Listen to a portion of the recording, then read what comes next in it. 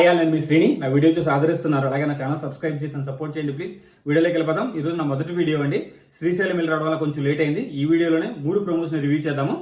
ఈరోజు ఎపిసోడ్ మాత్రము చాలా ఫన్నీగా స్టార్ట్ అయిందండి. అసలు మనం మణికంఠకి ఆ జ్యోతిష్యుడి క్యారెక్టర్ భలే సూట్ అయింది. నబీల్కి జ్యోతిష్యం చెప్తున్నప్పుడు భలే కామెడీ పండిందండి. అసలు టూ మచ్ ఆఫ్ ఫన్ అనమాట.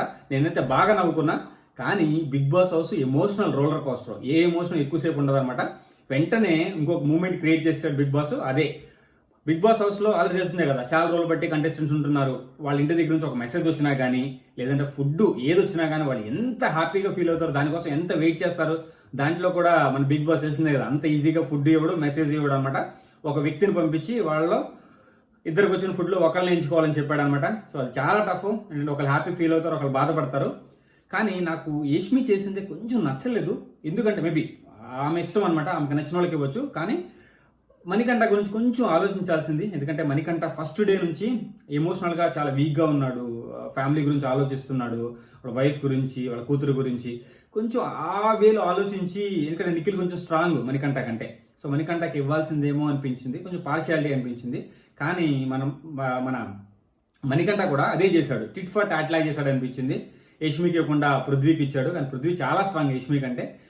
ఇలా అంటే ఒక గేమ్ లేదంటే ఒక ఎమోషనల్ గేమ్ నడుస్తున్నప్పుడు కొంచెం బ్రెయిన్ పెట్టి ఆడాలి. వీళ్ళిద్దరూ ఈ రోజు గేమ్లో కొంచెం బ్రెయిన్ పెట్టలేదు అనిపించింది. మిగతా వాళ్ళు తెలిసినాయి కదా, కొంచెం ఆలోచించేవాళ్ళు. ఎందుకంటే ప్రాక్టికల్గా ఎమోషన్స్ పక్కన పెట్టి ప్రాక్టికల్గా ఆలోచించాలి. అంటే ఎవరికి ఇది రియల్గా నీడ్ అని చెప్పి.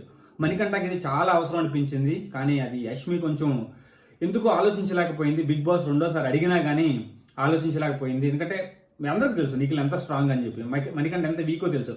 ఈ ఫుడ్ కానీ లెటర్ కానీ ఎంత బూస్ట్ ఇచ్చేది మణికంఠకి. సో యష్మి చేసింది కొంచెం ఎక్కడో నాకు కరెక్ట్గా అనిపించలేదు.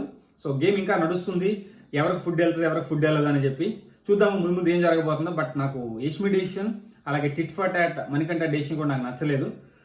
చూద్దాం, ఇలాంటి ఎమోషన్ చాలా వస్తుంటాయి బిగ్ బాస్ హౌస్లో. సో ప్రతి ఒక్కటి మనం రివ్యూ చేద్దాం, ముందుకు వెళ్దాం. ముందు కూడా చాలా వీడియోస్, చాలా ఇంట్రెస్టింగ్ ఇన్ఫర్మేషన్ మనకు రాబోతుంది. దాని గురించి కూడా డిస్కస్ చేద్దాం. జై Hind, Srini signing off, by.